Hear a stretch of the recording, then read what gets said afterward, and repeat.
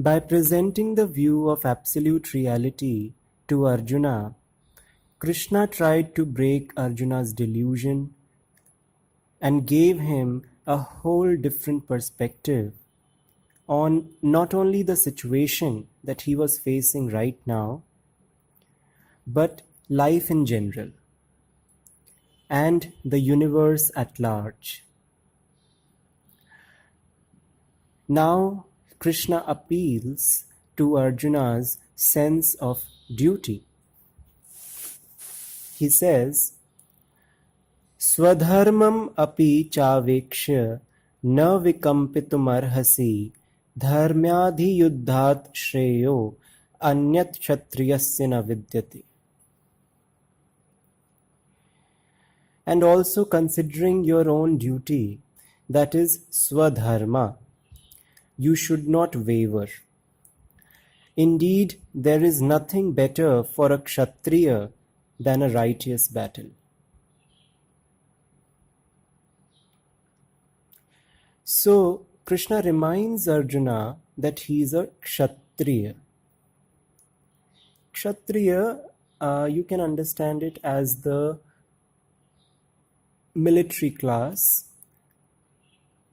the protectors, the rulers. That was the main role played by the Kshatriyas. The duty or dharma of a Kshatriya was to fight for justice, uphold justice. So they were the rulers. They were supposed to rule in a just manner and protect people, uphold justice. Therefore, Arjuna must fight this battle because this battle was to uphold justice.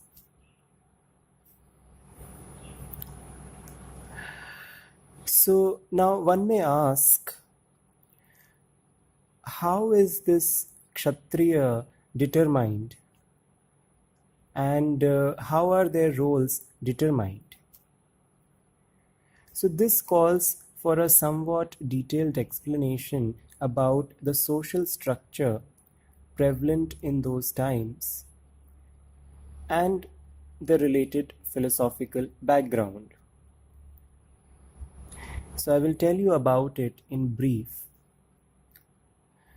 It was believed that everything in the universe is composed of 3 gunas or constituent elements: Satva, Rajas and Tamas. These are the 3 gunas. Satva represents qualities of brightness, buoyancy, lightness, and knowledge. Rajas was for qualities like activity and desire. Tamas was for darkness, dullness, heaviness, and ignorance. We will read about these gunas in the 14th chapter of the Gita and later in the 17th and 18th chapters also. Since everything in universe is composed of these gunas, so every individual jiva is also composed of these gunas. However, the relative proportion of these gunas varies in different individuals. Some have more of a particular guna and less of another guna, and therefore, based on this relative proportion of gunas, people's nature or svabhava was determined. Okay, so based on a particular individual's composition of gunas, their nature or svabhava was determined. and based on their svabhava, their duties were determined. Their Svadharma was determined. So Svadharma can be understood as a person's natural inclination or aptitude towards a certain set of social duties. Now, 4 groups of people were possible in, if we make this kind of a division, 4 groups of people are possible. First are those who have Sattva as the predominant guna. Their Sattva is the highest. You see, what these gunas really mean is that, like for example, Sattva, it means the clarity of mind, purity of mind. Okay? So for these individuals, the mind is very pure and clear. It has very little ego. It has very little selfishness. Okay? So it has very little rajas and least amount of tamas. Okay? Rajas is for selfishness, ego, which leads to desires, egoistic desires. Okay, so for this first class of people, Sattva was the highest and Rajas less, and then very little Tamas, which means that their mind was very pure and clear, and they were called the Brahmins. Brahmins.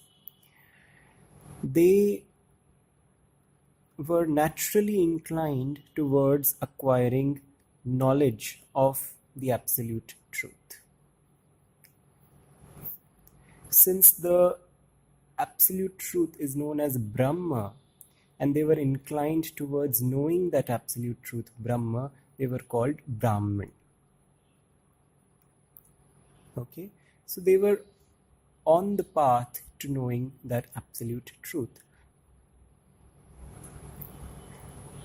Okay, and they were to possess qualities like self-restraint and compassion. For a person who is very little selfish, these qualities come naturally. So that is what the Brahmin was ideally supposed to be like.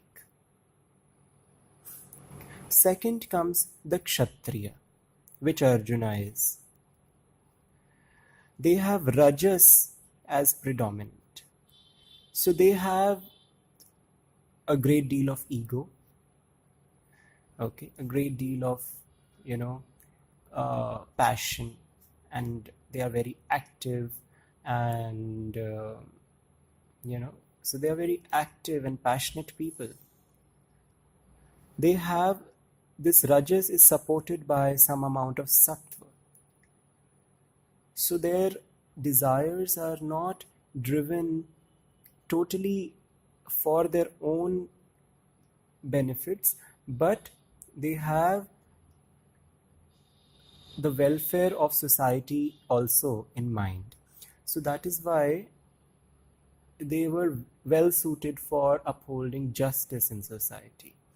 So they have Rajas predominant, supported by Sattva, and very little Tamas. So these were the active agents of change for justice, social welfare. They were the rulers, the soldiers, and so on. They were to protect the people and uphold justice. So this was their natural inclination.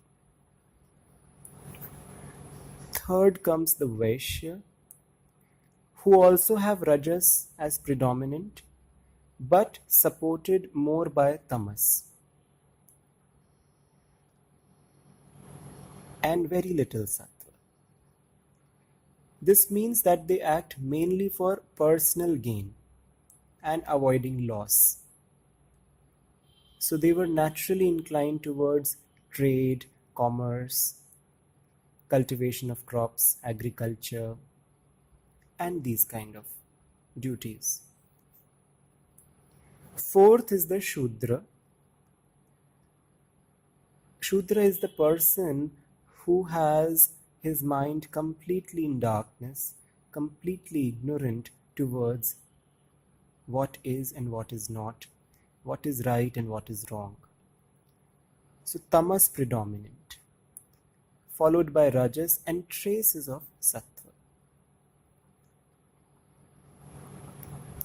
Now, since we want them also to rise and grow internally, they were to serve the other three groups so that they can grow internally and reduce their ignorance, reduce the mental darkness, and increase the Sattva. Because the ultimate aim was for everybody to increase their Sattva and reduce Rajas and Tamas. How it is done, we will see when we study Karma Yoga in the next section. But you have to understand the idea behind this whole categorization, which was that everybody was to rise up to the level of the Brahmin, become Sattva predominant, and thereafter know that absolute truth and be liberated. Now, also note that there cannot be a fifth category here. These are the only possibilities, because Sattva and Tamas are naturally opposed to each other. Because you see, Sattva is for knowledge, Tamas is for ignorance. So they cannot, if Sattva is predominant, then it cannot be followed by a lot of Tamas. Or if Tamas is predominant, it cannot be followed by a lot of Sattva. Okay, so because of this natural opposition between Sattva and Tamas, these are the only four categories possible. You can try, working out any other possibility, and you will see that these are the only possibilities possible. Now, this categorization of people was called Varna Dharma Vyavastha. Right? Varna Dharma Vyavastha. And everybody was supposed to perform their Varna Dharma, okay, act in line with their natural constitution in a selfless manner, so that the mind becomes pure of all selfish tendencies. This is basically what Karma Yoga is all about, which we will see later. This would increase the Sattva and reduce Rajas and Tamas. Now, as we know that while this theory sounds good on paper, it was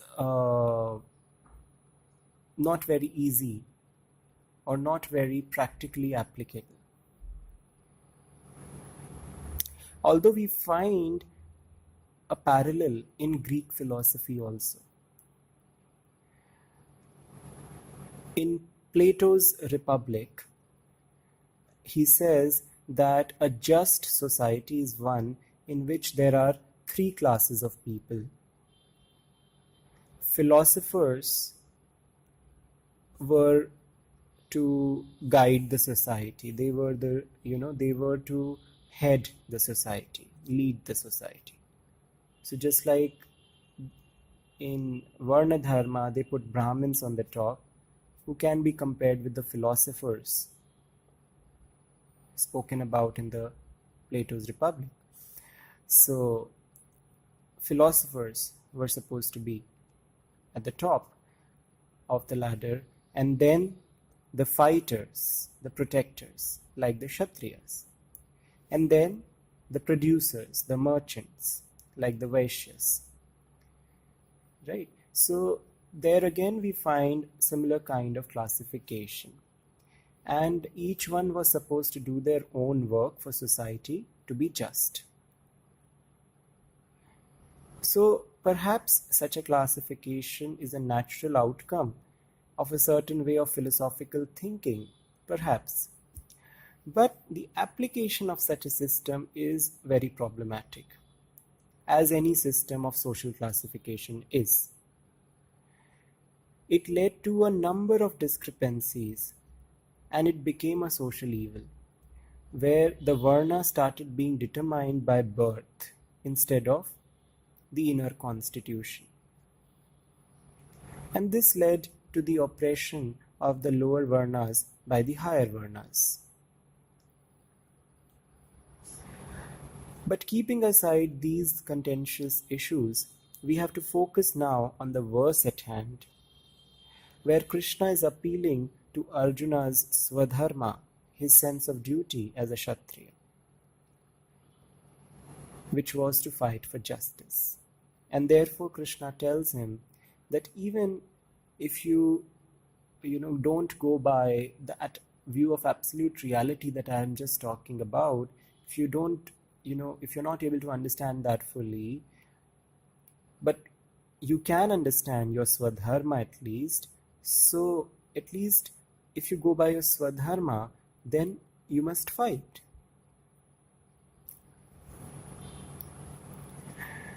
Following one's dharma was considered important to maintain social order.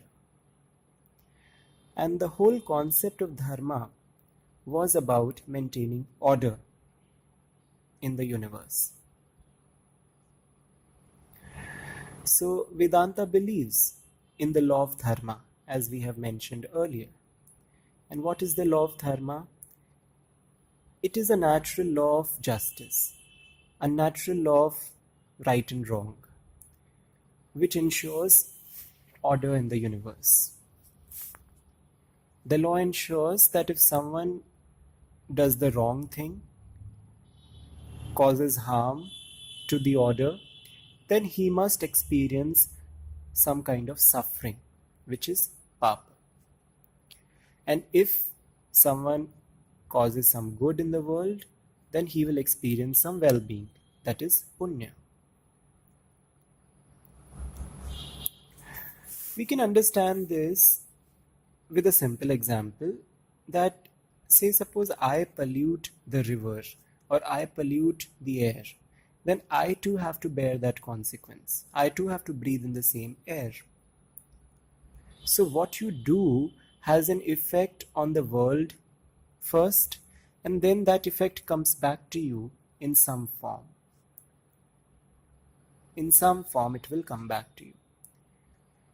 So that was probably the underlying idea here. And so Krishna tells Arjuna that if he doesn't perform his duty and let injustice prevail, it will ultimately come back to him. Then he will have to bear the harsh consequences. And if he performs his duty, then he will be rewarded by the natural law of dharma. Krishna says, Yadrichaya chopapannam swargadvaram api avritam sukhinah kshatriyaha partha labhante yuddham idrisham. Happy are the Kshatriyas who come across such a battle which presents itself unsought for, and which is an open gate to heaven, O Partha. So Krishna is informing Arjuna that this opportunity to fight for justice has come to him without asking for it. And instead of running away from it, he should see it as an opportunity to perform his duty and grow internally. If he will do so, then he will experience some well-being here as well as hereafter in Svargaloka. Svargaloka may be understood as the heaven. Okay, basically it means an experience of well-being after this life. The word loka means something which is experienced. Swarg is a plane of good experience for the Sukshma Sharira after the end of this physical body. So Krishna is telling Arjuna that this is the natural law of justice, and if you perform your duty, you will experience some well-being. And then Krishna says that if you don't, then you will have to experience suffering. At chetvam imam dharmyam sangramam na karishyasi tatah swadharmam kirtim cha hitva papam avapsisi. But if you will not fight this righteous battle, then forsaking your own duty and reputation, you will achieve papa. So simple enough. It says, by forsaking your duty, you will only get papa, which means you will suffer. You will disappoint the people who look up to you, and this guilt will never leave you. And so you will keep suffering in this manner.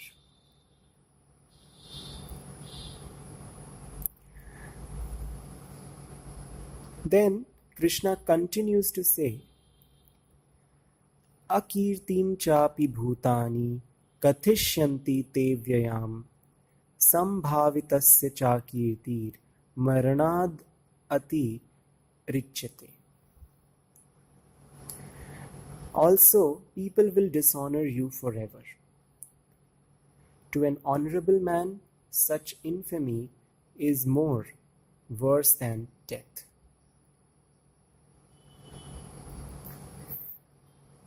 Arjuna, you will suffer infamy for the rest of your life.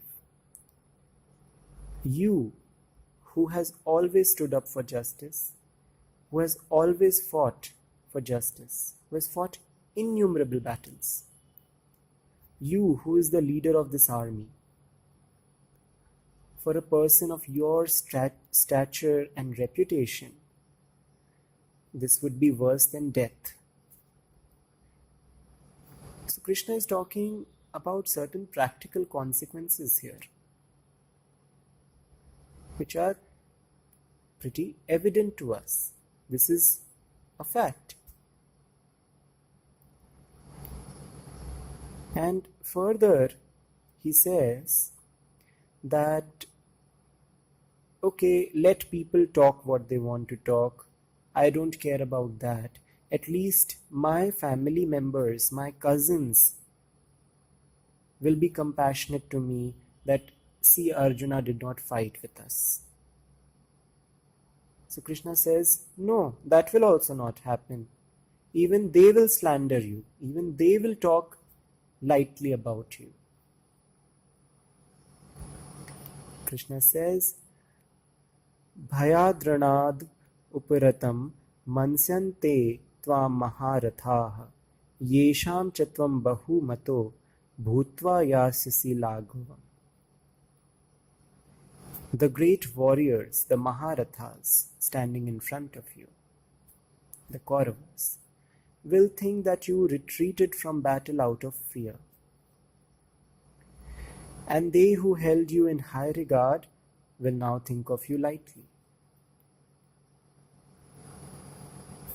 So all these people who right now think of you as a great warrior will start thinking of you very lightly if you retreat from the battle.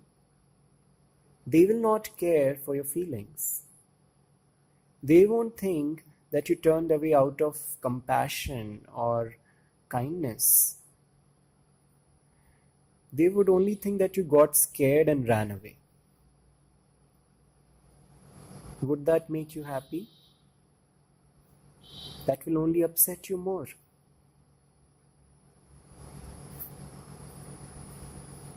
Krishna continues, Avachya vadamscha bahun vadishyanti tavahitaha nindantastvam samarthyam tato dukkhataram nukim. And your enemies will speak many unkind words while denigrating your abilities. What can be more painful than that? They're going to slander you and talk ill about your abilities as a warrior. Would that make you happy, Arjuna? So, you're not going to benefit anyone, you're not going to please anybody from not fighting. So, drop this idea of not fighting. Finally, Krishna says that if you fight this battle, you have only to gain from it, nothing to lose. Hato va prapsasi swargam jitva va bhokshase mahim tasmad uttishta kaunteya yuddhaya kritanishchaya. Slain, you will obtain heaven. Victorious, you will enjoy the earth, the kingdom. Therefore, O Arjuna, rise up with determination to fight. If you die fighting, then you will definitely achieve Swarga, because that is the natural consequence of performing your dharma. If you win the battle, you will get to enjoy the kingdom here. So it's a win-win situation for you. You should therefore fight. Right? So now here someone may think that Krishna is, glorifying war. But is that really so? Krishna himself had gone as a peace messenger to Duryodhana before this battle. As I told you in the introduction of the chapter, this battle was the last resort. Numerous peace talks were initiated and failed because Duryodhana was adamant upon not giving Pandavas anything. So it's not like war was their first choice, and they didn't think about peace. It was just that they tried for peace a number of times, and when all their efforts failed, then according to the rules of those times, they entered into a dharma yuddha, a battle for justice.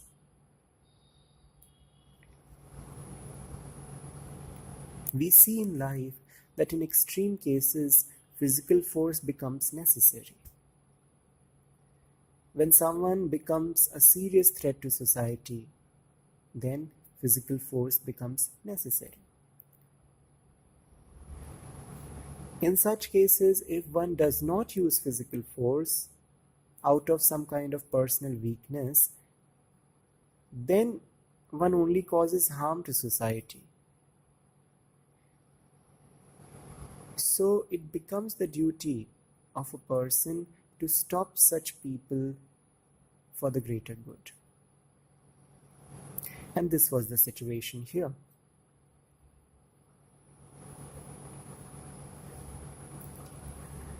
Further, one should note that Krishna is not trying to lure Arjuna into fighting by promising him heaven or the kingdom. He is not saying that fight for achieving Swarga or fight for achieving the kingdom. No. These things Krishna is saying because these are the natural consequences of his choices. Whether he wants them or not, they will come to him. What Krishna will say next will make this amply clear that he is not trying to lure Arjuna. Because in the next verse, Krishna will say that do not fight for winning the battle. Fight only because you must. And that is the right way of performing your duty.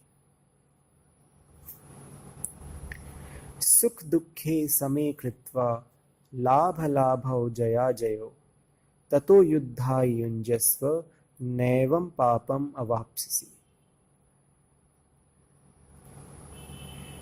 Thinking of happiness and sorrow, gain and loss, victory and defeat as equal, same kritva, then engage in battle. In this way, you will not achieve sin. So, sukh dukhe same kritva, labha labhau jaya jaya. Thinking of all these dualities, dvandvas, these are the duality, the dvandvas, happiness, sorrow, gain, loss, victory, defeat, pleasure, pain. All of these dualities become equal-minded towards them and engage in battle. Neither fight to achieve happiness nor retreat from battle to escape from sorrow. These should not be your motivations. Now you see, this is so important because when it comes to making a choice, there are two things. There is the question of what is to be done, and there is also the question of how is it to be done. Both these questions are important. Krishna has answered the first question, what is to be done? The answer to it is that Arjuna should fight. Krishna has given two types of rationales behind this choice. First, he spoke about it from the larger reality perspective. And next, he spoke about it from the Svadharma perspective. Krishna also told Arjuna what will be the consequences of this choice. Right? So what is to be done has been answered in detail. Now comes the question of how is it to be done? What should be the approach towards performing the duty? How it is to be done? And that is the question which is answered in 2 lines now and answered in detail in the next few verses. So, before we delve into that whole how it is to be done methodology called Karma Yoga, we have to understand that there is a certain approach, a certain optimum attitude that is preferred over other types of attitudes. And why? So there can be 3 ways of approaching the same action according to the Gita. 3 ways. Tamasic, Rajasic, Sattvic. Tamasic action is one which is undertaken from delusion, without a regard for the consequences, without considering what is right, what is wrong, what should I do, why. All these things are not considered. Just in ignorance, you do something. Rajasic action is one which is done for fulfillment of desires. Sattvic action is one which is done only for the fulfillment of duty towards society, without considering one's personal desires. These are the 3 approaches. Tamasic actions are completely against the law of dharma. They will cause harm to others as well as the doer. They will only cause social disorder and suffering to the doer as well. So tamasic actions are to be completely avoided.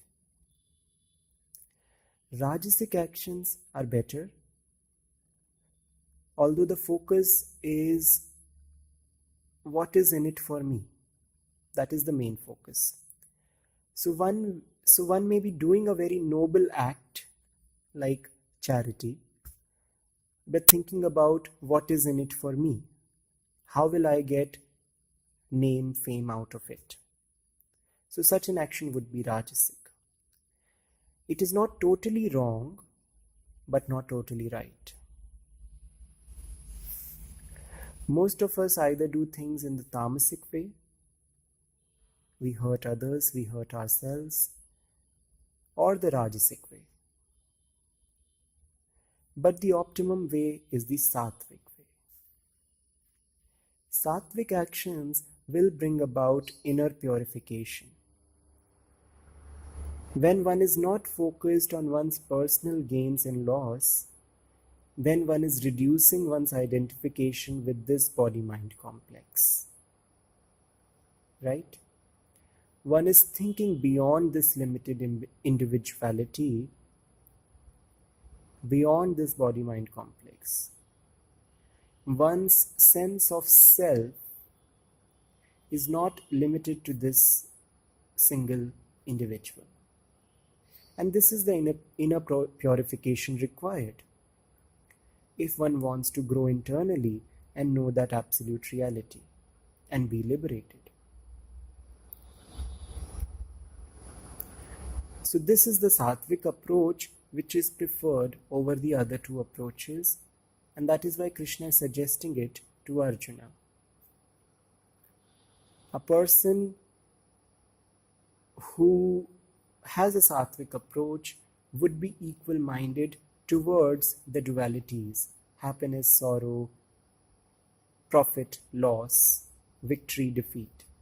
Because his focus is not what do I get out of it, but his focus is what should I do? What is the right thing to do right now?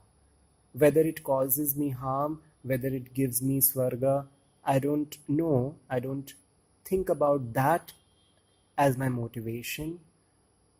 What I must do, I must do. That is the sattvic action. And Krishna says that if you adopt this attitude, you will not incur any papa. Such an action would be completely in line with dharma. So, this choosing to fight like this. This is the conclusion that Krishna reaches.